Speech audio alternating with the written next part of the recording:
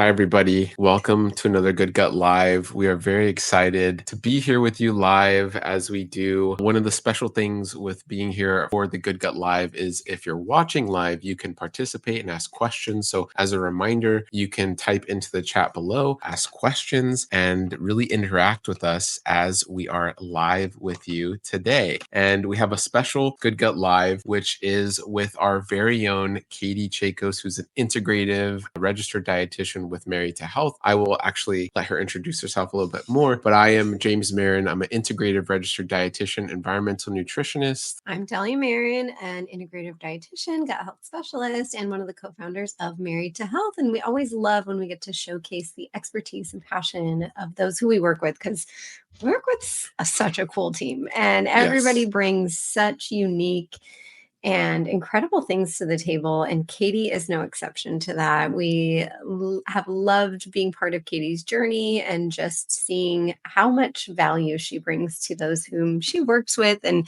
we were so excited to celebrate along with her with publishing her first study recently. So we'd love, Kaitie, for you to introduce yourself to those who may not know you. And we're excited to get into things in your realm, all things oncology and Kaitie. Yeah, thank you so much for those really kind words. I'm so grateful to be a part of the team.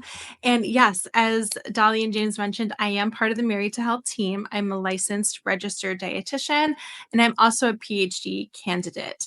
And I primarily focus on women's health, plant-based nutrition, as well as oncology nutrition. And within oncology nutrition, I really focus with my PhD work within the realm of breast cancer. And that really then, to clarify our topic today, the title is Nutrition, Lifestyle, Gut Health, and Cancer. And really this gut cancer connection, really the gut lifestyle and cancer connection, and intertwining all of these because they are interwoven into this unique area of focus where we do know how much nutrition and lifestyle and just really the gut microbiome impacts cancer. And that's where it's really exciting, Kaitie, what you've been working on. So, I mean, you recently were published in an amazing journal. So we're going to get into that, your publication and the study you did. It was a review and then things you're working on and really helping people, for those listening, whether you're watching live or later on, takeaways from this, right? So what have we learned? What's the latest when it comes to what you can do if you know somebody diagnosed with cancer? And specifically, I know we're going to talk a lot about breast cancer, but various types of cancer, how does nutrition play in? How does gut health play in? And tangible takeaways to really help you live a cancer-free life, whether that you've been diagnosed or even preventing, which is really important. So, Kaitie, yeah, introduce your study. I'm going to pop it up Yeah. on the screen right now. But yeah. Yes. So I did a systematic review on a number of studies in regards to diet interventions during the treatment of breast cancer. So it's a very long title, as you can see, but the impact of diet modifications on body weight, body composition, treatment related outcomes, and reported quality of life during primary treatment for breast cancer. And what primary treatment means is sort of that acute treatment that we think of when somebody is going through cancer care. So chemotherapy mainly. Some of the studies included radiation, and then some also included some more sort of hormonal therapies sort of post, but primarily that chemotherapy and radiation treatment for the study populations. Love it.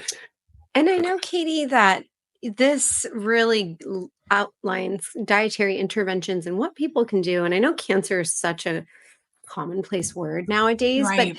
I feel like so many people don't have a good grasp on just how cancer develops. How does it Yeah. come to be? What cancer What is, actually is, and Yeah. how someone gets there. So we'd love to hear from you since that's your area of Yeah. expertise. So, super simply, cancer is the uncontrollable growth of abnormal cells. And cells become abnormal essentially through DNA damage. That DNA damage can happen for a variety of reasons. And there are really things that are broken down between what's in our control and what's out of our control when it comes to cancer. the thing that I really like to emphasize with patients, especially, is yes, there are things that are non-modifiable risk factors, is what they're called. So that can be environmental exposures, things outside of your individual ability to change. Mm. So cancer is not 100% preventable. What I like to focus on is how can we reduce our risk? And we can reduce our risk through a variety of modifiable risk factors. Those risk factors, and there are a good handful of them, are cigarette smoking or exposure to secondhand smoke, having excess body weight, alcohol consumption, eating red and processed meats, consuming a diet low in plants, essentially fruits, vegetables, fiber, low physical activity. And then we have some other things like UV exposure or exposure to certain viruses like hepatitis B and C, HPV, and so on.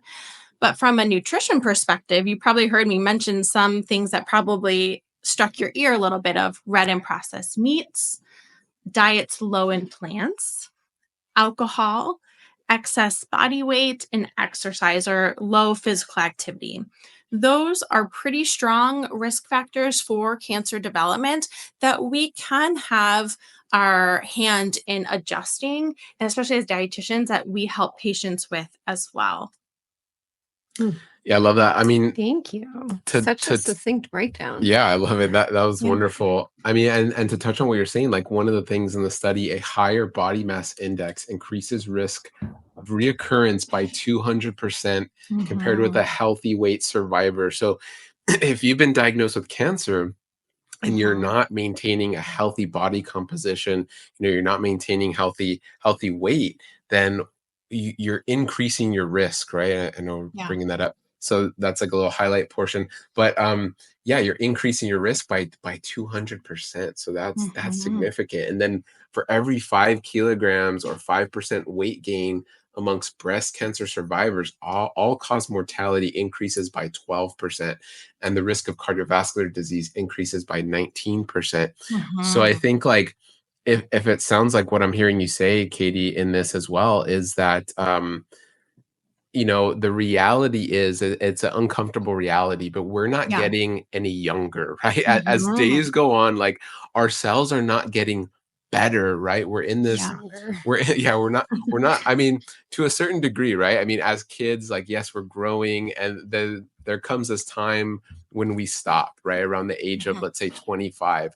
And now we're in this, like, degradation, right? We're in this chaos, the chaos of the universe, that's like, okay, now as your cells replicate, it's going to become harder to project that Yeah. DNA, and you're less and less efficient. And that's why as we get older, we get more wrinkly. And I think we focus on the physical outside appearance of, like, oh, my Mhm. skin's getting more spots, and the list can go on Yeah. and on. But that is the reality. At a certain point in our life, we are no longer replicating healthy brand new cells. We are just hanging on, and we're replicating cells, but we're becoming less and less efficient until we, succumb to this truth that we all know, which is one day we're going to die. And in that, no, but look, but there's beauty in this, right? But Yeah. the goal in this is that, hey, we live the best quality life as possible. And I think that's really, it comes to the word quality, right? Where in this life, yes, we're going to die. And yes, we might get sick, and we can also come to a variety of things. But when it comes to cancer, I'd rather get cancer at 100 years old than Mhm. 45 years old or 35 years old. And we're seeing that. And, the statistics are clear. We're seeing cancer happen more and more at a younger age. And Mhm. like you mentioned, a lot of factors and a lot of these risk factors are to play in that, right? So with all of that, yeah, just kind of summarizing what you just said, but what are you seeing, like, as far as this increase? Like, what are your opinions on that? Like, why is that happening And you essentially? mentioned, yeah, something about fiber, Katie, and we'd love Mhm. to kind of hear it tied in with that as well, of just, yeah, how that all plays in with some of these findings in the study. Yeah. And I will also say, I just want to go back to the excess body weight as well. And you did mention that these are somewhat uncomfortable conversations to have, but they're so important because there's 13 different types of fairly common cancers that are associated with having excess body weight. And so it's really important that it's not just breast cancer, even though breast cancer is a very common cancer that occurs, but it's multiple other types as well. And with fiber does help us maintain our body weight for a number of reasons, that it keeps us fuller for longer. And then it also helps biologically, sort of inside, maintain our blood sugar levels, help reduce cholesterol. That's really important too. And I don't have the statistic in front of me, but from the paper, cardiovascular disease is also a really big issue Mm. for breast cancer survivors as well. So, post treatment, due to treatments and other factors, their cardiovascular disease risk increases as well. So, having a diet rich in fiber can also help mitigate and reduce the risk of other comorbidities that can happen. But fiber in terms of cancer is also a really interesting area and isn't quite my strong expertise, but there's really interesting data and research that's coming out between the microbiome and different sort of molecules that may affect the tumor microenvironment. Secondary bile salts may increase the risk for colon cancer. And that also might be why we're seeing a younger and younger age demographic within colon cancer as well, especially as we have things like keto and the carnivore diet and all of these really low fiber, low plant diets coming up into the universe through social media may have, and this is totally just my opinion and sort of my estimation of what could be one of many contributing factors in that realm as well. But I'd love to hear what you guys think too. Yeah, and that's yeah, I think you're spot on. And there's actually this really great study. I'll show you guys this too. So this graph, which we'll get to, really summarizes the study very well. But this study that is fairly recent from Mhm. 2023, gut microbiota and breast cancer, the dual role of microbes. And it really hones in on the mechanisms, right? Because there's still, unfortunately, many providers and just many out there that goes, what? The gut isn't connected to Mm. cancer and breast cancer. Breast cancer is hormonal. Like, what does that have to do with the gut and the fiber that you're eating? But that's why, as we kind of scroll down, I mean, the study is fairly long. This is also a review, but this graph really showcases it well, where you have your microbes and they are producing, whether it's vitamins and minerals and short chain fatty acids. They're helping with the viruses and control viruses that you were mentioning earlier play into cancer risk, right? They're helping to control hormonal balance, which is huge in breast cancer. So we know that the gut microbiome does recycle and helps to either remove or reuptake various hormones. It's going to help with liver health and, like you mentioned, bile and overall gallbladder health, which is so key. Mhm. And all these things, they're not coincidences, right? It's not a coincidence that millions of Americans are losing their gallbladders and millions more have cirrhosis and fatty liver. And now we're seeing this rise in cancer. These are not all separate things, right? They're all very much tied together by the gut microbiome. And so we're seeing this. I know this chart can be overwhelming, but we're seeing all these factors kind of play in, and yeah, and that's why this topic is so important. Where we go, okay, like, okay, so what does this mean, and what can we do? And we were just discussing this not that long ago, but it's this idea that, and really in the last 100 years, we've been losing some species in our gut microbiome, where if we can call our gut microbiome an inner ecosystem, it's one of the ecosystems that is under the most attack than any other ecosystem on the planet. It's our gut microbiome. And because so many have kind of not grown up eating lots of plants or a variety of plants. And now we have this movement, like you were mentioning, Kaitie, of carnivore and keto and caveman and whatever lion diet, whatever else you want to call it, where now we're saying eat less plants. It really is this recipe, right? And so what was really cool in your study is you looked at some of these diets, right? And in the reviews, you looked at Mediterranean. I saw even a plant-based study. So what did you find from that? And in some of what you were kind of looking at? Yeah. So in my review, there were really two different categories that stuck out. There were diet only interventions, and then there were diet with exercise interventions. Right. And the interventions really varied. Like you said, there were plant-based, keto, Mediterranean, there were individualized counseling diets, fasting diets. The interesting kind of thread that I noticed kind of run through all of these studies, because you could say, like, what do a keto diet and the plant-based diet possibly have in common? The thread along all of them was starting off from a whole food perspective. So eating a variety of whole foods, minimizing highly processed foods, which I know we talked about in a recent live all together with the other dietitians, really kind of were the starting platform among all of these interventions, followed by, so we're kind of starting off there with increasing our whole foods. Then, if during treatment somebody is able to engage in physical activity, is another great outcome that they're seeing. And then, in addition to that, what was also interesting is some of the interventions also included like a wellness or mindfulness component in regards to food, which is also really interesting. What I will say is that it's a little bit of a tier. So if you're going through treatment for breast cancer and you're like, oh my gosh, I can't do exercise and mindful eating and focus on nutrition, it's really overwhelming, and go to my chemotherapy infusions, that's okay, because regardless, there's a benefit. So if you're just doing a whole food kind of based nutrition, really focusing on adding nutrient dense meals, there is a benefit shown. The other component with the majority of these studies that I just want to shout out is a lot of them had guidance with a nutrition professional, mainly being a nutrition researcher or a dietitian. And I think that's another area that often isn't looked at when it comes to research, is how often were participants having touch bases with somebody in the study on the intervention itself when it comes to food. Did they have just a one and done, here's the directions, go on your merry way, figure it out for 12 weeks?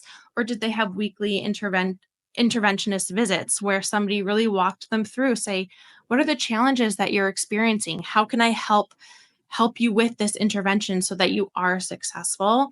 And many of them had those frequent touch points with a nutrition professional, which I think is another important kind of thread that ran through all of the studies. Yeah, and I mean, there was a point in the study where you guys mentioned, I think it was from American Society of Clinical Oncology, where it was reported that information on diet and exercise occurred in only 50% of patient visits during and after treatment. So it's like half of the time it's 50-50, right? Maybe the team you're working with will be like, hey, diet and exercise is important. Here's what you can do. The other time it's like, you're not hearing anything. You're left up to figure it out yourself. And it's frustrating. And there was another survey in the study as well that patients, yes, they only had it about half of the time, but they also were frustrated that they didn't have it. So it's not just that they didn't have it and didn't know that they wanted it. It's that they wanted it and didn't have it. And so that's where patients will go wherever they can to find resources, whether they're accurate or not. And that's where that pushing to see a dietitian or having physicians know that they can send their patients to see a dietitian is a really important element of care that I feel like is a pretty major gap right now. And what do you feel are like some barriers? Because I know in the study you mentioned like there weren't I guess there really wasn't too much detail, and a lot of the barriers, socioeconomic, and Yeah. maybe those that don't have insurance or great insurance are like, what do you feel, in your opinion, have that you're kind of seeing are some of the barriers to Yeah. that? And, Yeah. is it a systemic thing? Because I know budgets differ in Yes. hospital systems. So, yeah, I Yeah. would love some insight as to what you've seen and what you're hearing. Thank you for watching this. We hope you know by now, Married to Health really does everything we do coming from a need in our community, a need from our patients, a need from being dietitians for over a decade, from running our own private practice. And we continued that when we formulated Gut Nurture. So if you didn't know, Dahlia Marin, RDN, LD, CGN, formulated Gut Nurture along with Complement. We truly believe it is a great complement for your gut health journey.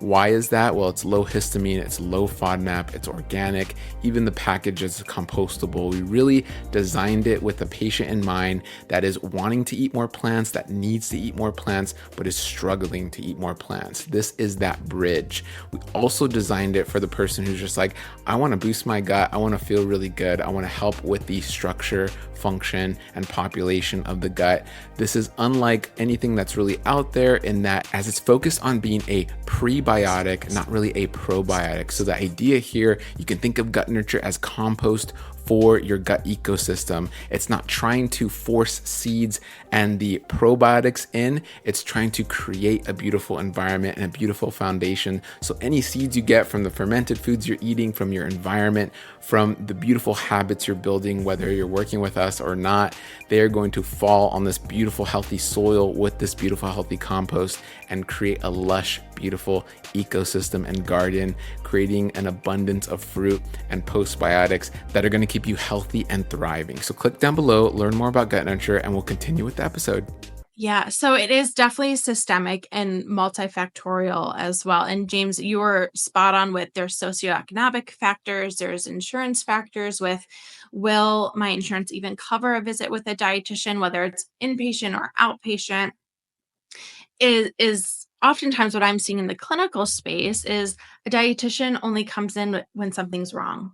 Hmm. And at that point, you're kind of playing catch up. Either somebody is having symptoms that aren't allowing them to eat well, or they are having those socioeconomic challenges where they are having poor access to food. And now the dietitian has to come in and kind of find those resources versus starting from the beginning and saying, okay, you're about to start treatment. Here's everything that we can do. And that doesn't happen for every patient. And that may be from hospital resources. Hospitals may only have a couple dietitians for the whole hospital or for that cancer clinic where they're not able to see every patient. And so it is only for those that are in true emergent need of nutrition education in that moment. Does that translate to also prevention as well? Like, do you feel like some of these intervention and barriers translates to why we're not able to prevent more cancer as well? Mhm.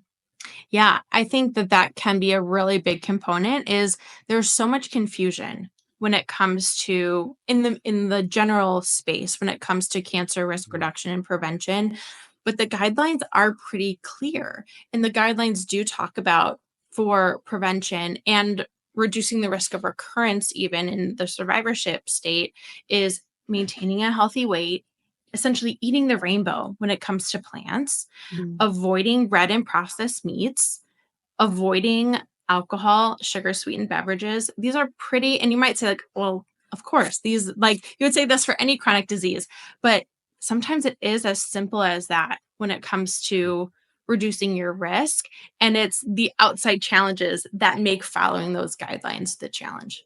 And that's what we've been feeling too. And just to comment on that, because it's so true, because we hear that, and I've heard that even since I was little, like, eat the rainbow and you are what you Yeah. eat. And a lot of these guidelines are so great when you get in to read the guidelines. It's just, I think it's one, are people actually reading the guidelines? But two, even if they hear this and they know, what is that barrier for, like, the how, right? So they Mm-hmm. have the why and the what, but then it's like the how is, it's just like, oh, I'll do that later, or I can't do that, or it's even deeper, right? Where it's like, I mentally can't do it. I know what to Mm-hmm. do, but I mentally can't. Are Yeah. you Are you exploring any of that, or have you, I mean, do you kind of see that in your patients as well? Like, you know what Definitely. to do, but there's a disconnect of the how, right? Definitely. And there can certainly be an emotional component to Mm, all of this, especially within cancer. This is a very vulnerable time for a lot of people. They're scared, they're confused, they're getting tons of mixed messages when it comes to diet, when they're going on social media, or they're seeing a variety of different practitioners and getting all these supplements because they're trying to just grab whatever they can to survive, essentially. mm, And so, a lot of times with patients going through treatment and even in the survivorship phase, there's a lot of, okay, here's what on paper we need to do, but let's take a step back. Where are you emotionally? How is your support system at home? Do you have a community that you can lean on? And then how do we balance eating for nutrition and for nutrients for our body, and then eating for our soul? And how can we find a really mm, good, happy medium between the two? I love that. It's so important for someone to just highlight that because, I've worked in a setting in the past where I was seeing or having some oncology patients referred to me. Mhm. And what I'd hear often from them was, well, my oncologist or what parts of members of the team are just telling me, eat whatever you can keep down. Don't even Yeah. worry about what it is. And I don't want to Mhm. do that. And so they would come to me feeling overwhelmed of, well, should I just be eating whatever? Does it really matter right now while I'm in treatment? Is the treatment just kind of taking care of it? How do you respond when you're hearing things like that, Kaitie? Or if that's a situation you've ever encountered yourself in as well? Yeah. I think oftentimes that comes from a place, in my experience, of overwhelm, saying, this is a very overwhelming experience. Kind of do what you got to do, mm, which for some patients is what they need to do. They need to just eat what they can get down.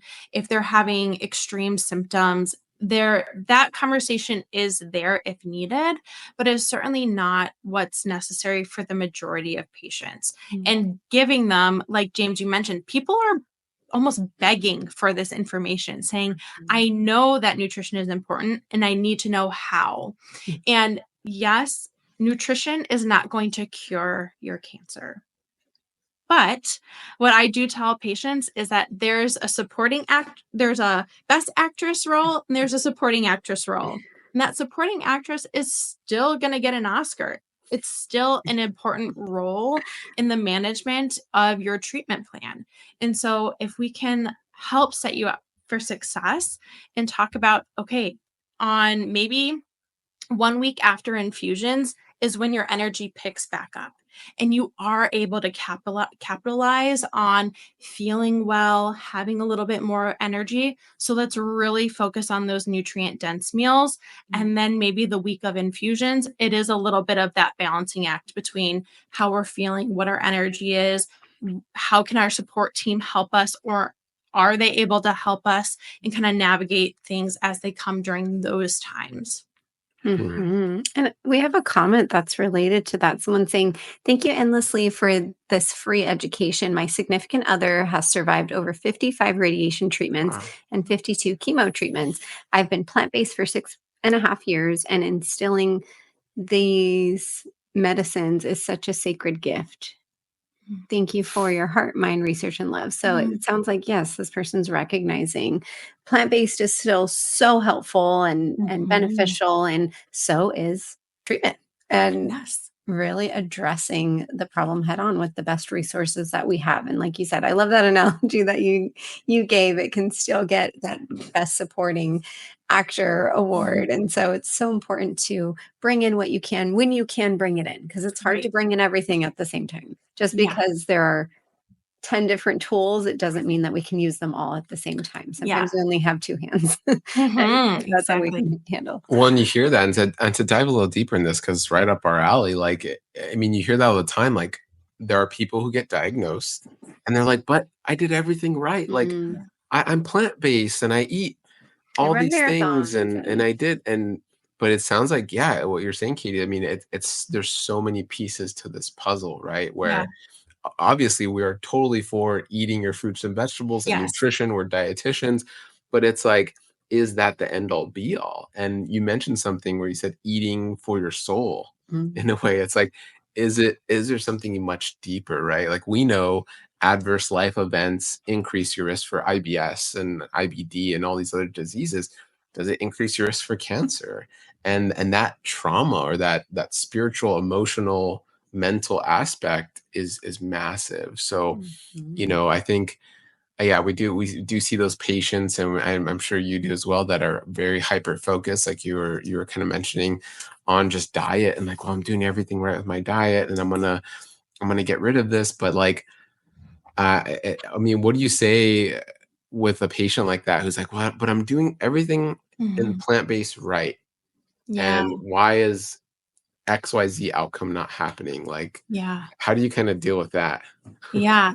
The first thing that I like to say is blame has no place Mm, in cancer mm, because there's so much out of our control. Going back to those modifiable versus unmodifiable risk factors. Yeah, we can do everything right on those modifiable risk factors, but the list for the non-modifiable risk factors is even longer. And so that's where I like to just have patients take a step back and saying, yes, you are doing everything right. That's what makes this so hard. And understanding that there is that frustration and sitting in that frustration of, but I did everything. What else is there to do? And that's why we have this integrative approach with nutrition, with our treatments at your cancer center, with your oncologist, have the dietitian, have a mental health support system as well. Really try, if you are emotionally available, to do that work to incorporate those things. mhm. And what are some of your best tips, Kaitie, if somebody suddenly maybe isn't tolerating the lifestyle that they had before? I know that can change during treatment. If somebody is receiving treatment, sometimes that can change how their digestive tract works, or that can change their swallow, or that can change certain aspects of just how they're digesting and absorbing nutrients. What are some of the common things that you end up hearing and encountering? And then what are some of your best tips that you like to provide in situations like that? Yeah. So there are a couple really common side effects when it comes to, and I'm going to speak more so to chemotherapy. But with chemotherapy and breast cancer, some common side effects do include weight. Weight gain is a common side effect that is a kind of runs throughout the publication, but nausea, constipation can be really uncomfortable side effects that can happen, as well as fatigue and changes in cognition. You may have heard the term like chemo brain, where people are like, I cannot remember anything. I feel like a different person. I can't focus. I can't function. So with those patients, I do recommend just write things down. When you go to your appointments, aside from nutrition, make sure that you are keeping track of what people are saying. Make notes in your phone so that you don't feel like you're forgetting anything, which could cause anxieties and stress. And we want to mitigate that as much as possible. But with constipation, with nausea, we can talk about a lot of different things as an individual, but ginger can help wonderfully with nausea. With constipation, we can talk about fibers and moving your body and making sure that you're getting those things in if you can. Sometimes what can happen is people can get sores in the mouth as well. So common things are minimizing spicy foods. Colder foods or more room temperature foods are sometimes a little bit better tolerated, minimizing not just like spicy as in heat, but spices in general. With nausea, some other things, if you have partners or support people that can help with cooking, sometimes just the smell of cooking can make nausea worse. So if somebody else can do the food preparation for you, and the list goes on. But there's lots of things from an individual factor and the side effects from a nutrition perspective that can really be navigated together. Yeah. So again, yeah, I mean, it sounds like, yeah, another, just that support system, and Yeah. just that multi-prong approach, and so important, and that community, and that sense of community and those resources. Yeah. And just having you on their team so that way you and the rest of the team can kind of ensure someone, okay, we've seen this. This can be a common thing that you deal with. This is the plan moving forward. This is how we're going to provide you with resources, and then provide your support team with resources as well, and your support system, because cancer is seldom just a one-person journey. So many other conditions can feel so isolating and very taboo, and sometimes people don't want others to be involved with what they have going on. It's seldom that breast cancer or other types of cancers are the same, just because it is so aggressive. Oftentimes the treatment is very involved, and you need that support in that community. And we know, Kaitie, you had that in mind, and that you created some resources for those who are going through it, for those who are kind of in the aftercare portion of things. And so you have that heart to not just help people one-on-one, but you really wanted to create these completely free resources for anybody to download, anybody to read. And I know these are geared towards breast cancer, but I'm sure they can be really helpful for any type of cancer, some of the takeaways in there. But we'd love for you to kind of give people kind of a peek into what they can receive with some of these resources you've created, and then what working with an oncology dietitian might look like. Yeah, thank you so much. So I really wanted to put some of these resources out there so that, like we mentioned earlier, dietitians can sometimes be a little bit harder to access just from the sheer number of patients and then the number of dietitians that there are. So I'm hoping that these free resources can really be utilized for anybody going through breast cancer, whether they're during treatment or post their acute treatments. And so the aftercare guide has some really great resources on specific foods that somebody can incorporate. I call them daily essentials, things like flax, soy, fiber, antioxidants, and some fun recipes to kind of spark their imagination, get them into the kitchen, get excited again about cooking. And then the breast cancer treatment workbook is mainly for, like I mentioned, where during treatment, sometimes we're overwhelmed, we're having some cognition challenges, we can't remember things. And so this is really a place where you can write down notes from your physician appointments. What type of treatment am I getting? Because that might be often asked from support communities or friends, family, kind of hoping to support you along your journey. And you can have a space to keep all of your treatment notes in there and keep track of appointments, things like that. And I am hoping to add, these are like working documents. I'm hoping as more research comes out to update these for people, update the cancer treatment workbook with some of the data from this published review. Now that I have it out in the ethos, I can add some more specifics to the treatment workbook to give even more information to people. I love it. That's so cool. It's always cooking it. Yeah. So, but just so you guys know, marriedhealth.com, if you click on shop, and we have all of our resources, and these are free guides that you can just click on, learn more about. You can check out some of the pages here and see what's in them. But yeah, so very cool resources, Kaitie. And that's really, it's so important.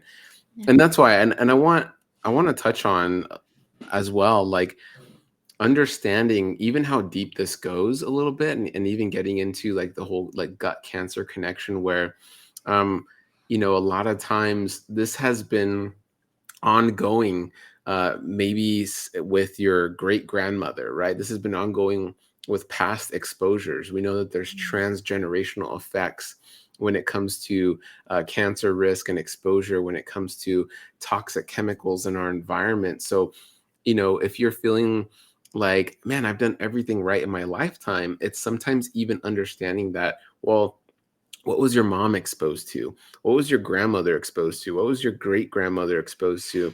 And I kind of do focus on women, because women are very special in this, in that they're more susceptible. Women and children and elderly are much more susceptible to environmental toxins, to exposures.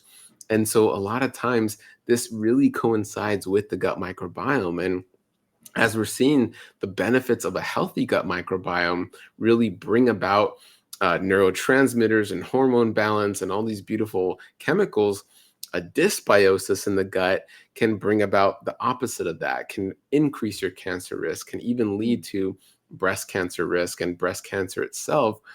So really understanding like, wow, the hope in this, and what I mean by bringing all this up is these resources, and even taking action now. If you have been diagnosed with cancer, or you've overcome a diagnosis of cancer, which is amazing, is understanding even taking action now, utilizing resources, working with a dietitian, eating more plants is going to help build your microbiome, whether you plan to have children, or even if you currently have children or a family, to instill in them like, wow, I see mom and dad, or whatever your family looks like, eating more plants and doing these things. And if you plan to have more children, great. You are seeding in them a healthy microbiome. You are seeding in them habits to build a healthy microbiome that will be passed on for generations. So that message is so, so important.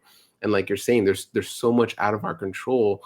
But what's really great is with our control, we can make things better for future generations, right? We can almost give them a gift of like, hey, this is out of your control, but I set you up as best I can, right? Even, Yeah. Just to put a financial example on this, like we could give our kids the best trust fund in the world, or the best investment in the world, and they could blow it in 1 year, right? We can give them $1 million and it's gone. And great. Well, hey, at least I tried. I gave you $1 million. And that's kind of true with your gut. You can give them this beautiful gut, and hopefully they're going to use it wisely and build on it for the rest of their life. And it's so beautiful. It's so important.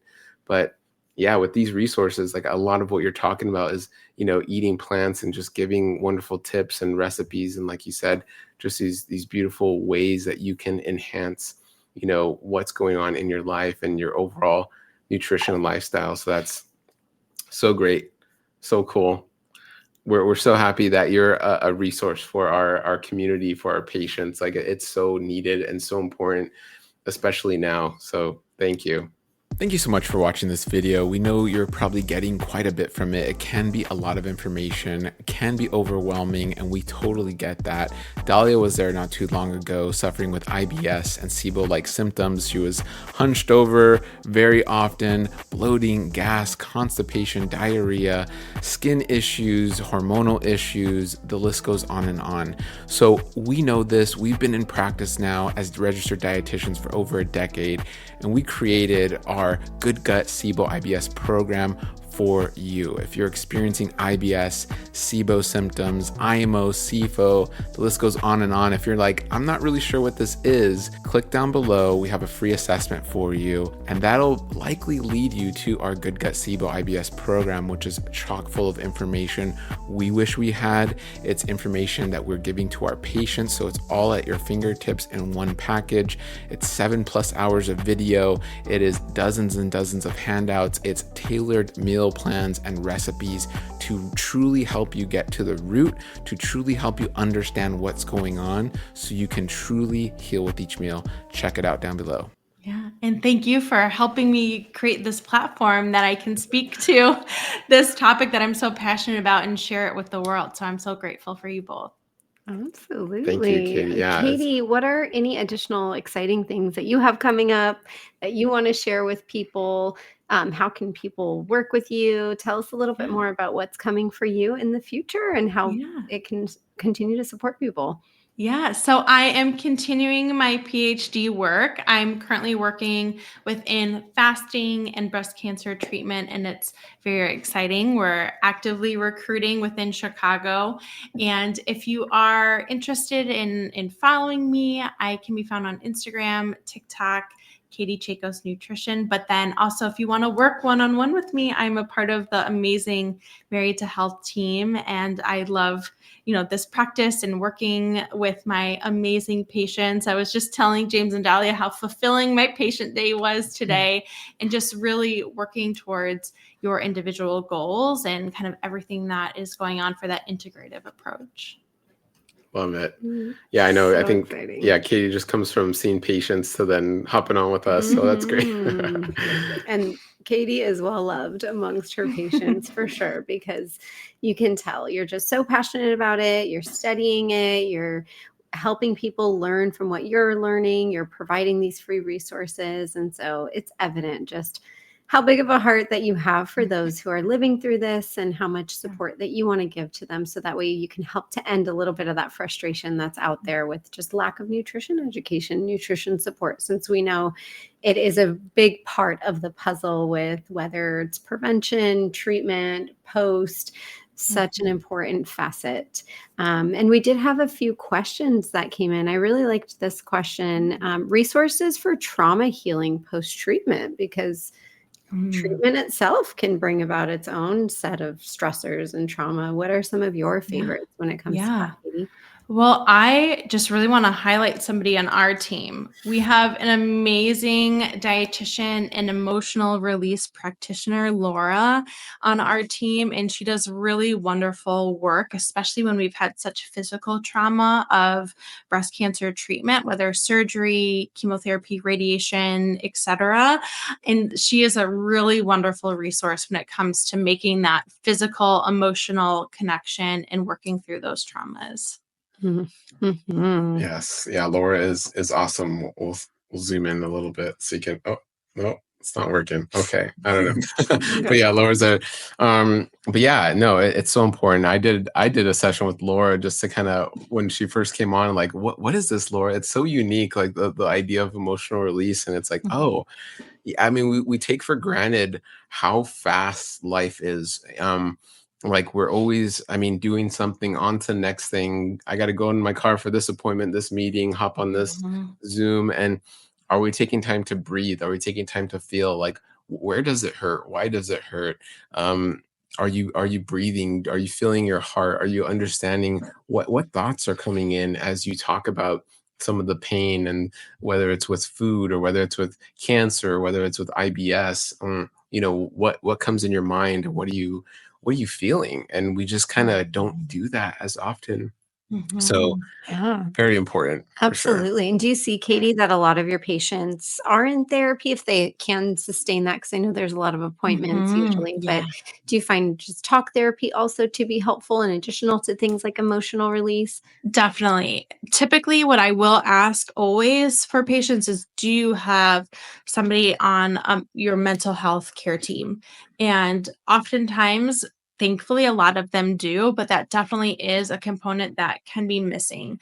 I will say, even within this study that was done where mindfulness and sort of mindful eating was a component, and it wasn't necessarily the most successful intervention, but it may, in my interpretation of that, was merely due to having to do so many different things in the intervention. So it really comes down to your emotional bandwidth. Do you have the space? Like Dahlia mentioned, there's a lot of appointments that might be happening, and it just might not be something that is a big priority, or that you have a really great social support system and don't need necessarily a professional on your team. But it is a really important aspect to consider when it comes to building that integrative, holistic care team. Wonderful. Yeah.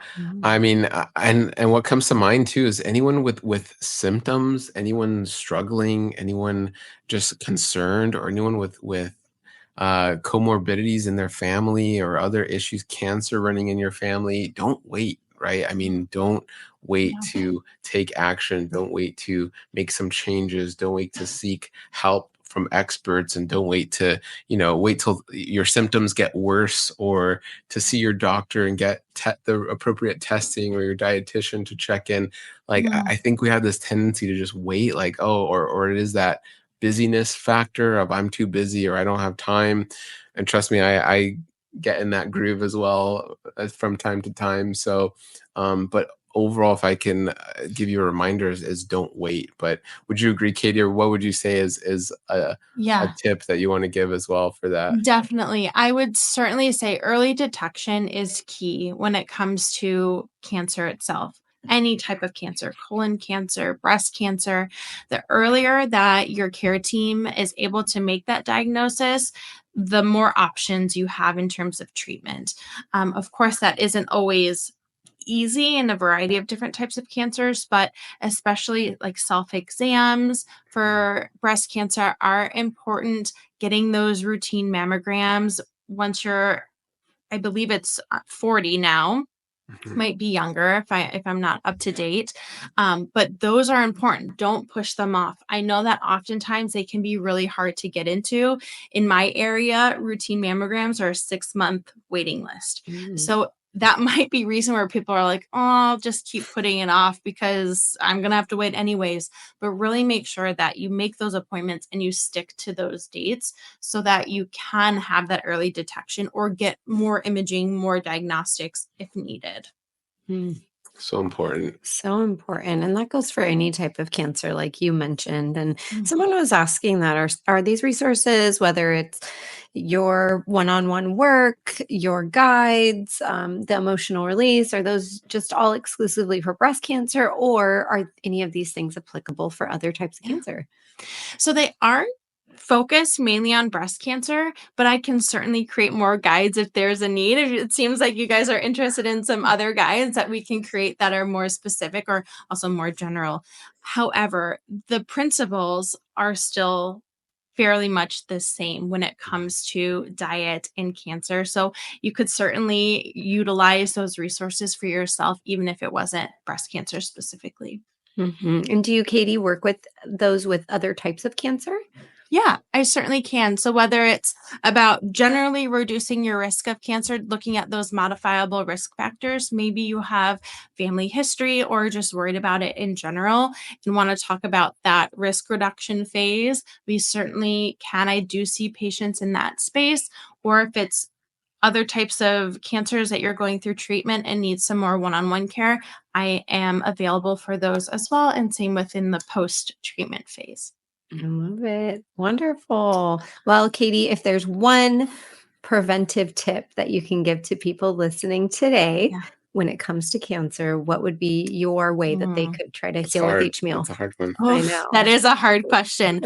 My gut did tell me to focus on fiber is what I would say, mainly because it kind of tackles a lot of some of those modifiable risk factors in terms of eating more plants, decreasing our consumption of those animal products, alcohol as well, and helping maintain a healthy body weight and some of the other comorbidities that can happen post cancer as well. So focus on fiber.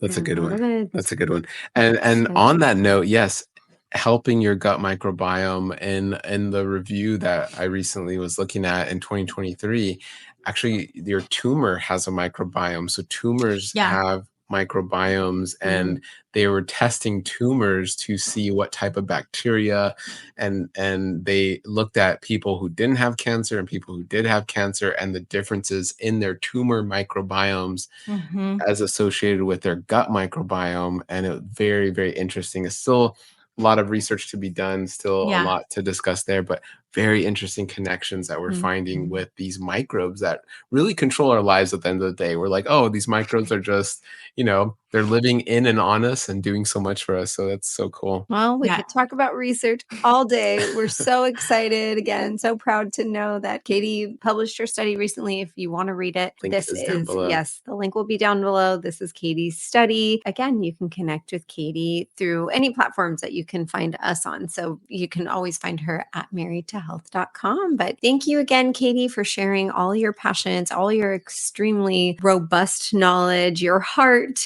that you have for this subject, and just for helping people to feel with each meal and heal with each meal. We're so grateful to have you on the team. We're grateful to spend this time together, and we look forward to our next chat. Thank you. As always, it's always a pleasure to talk to you both. Likewise. All right. All right, everybody. Until the next Good Gut Live, heal with each meal, and go ahead. And feel with each meal. Bye, everybody.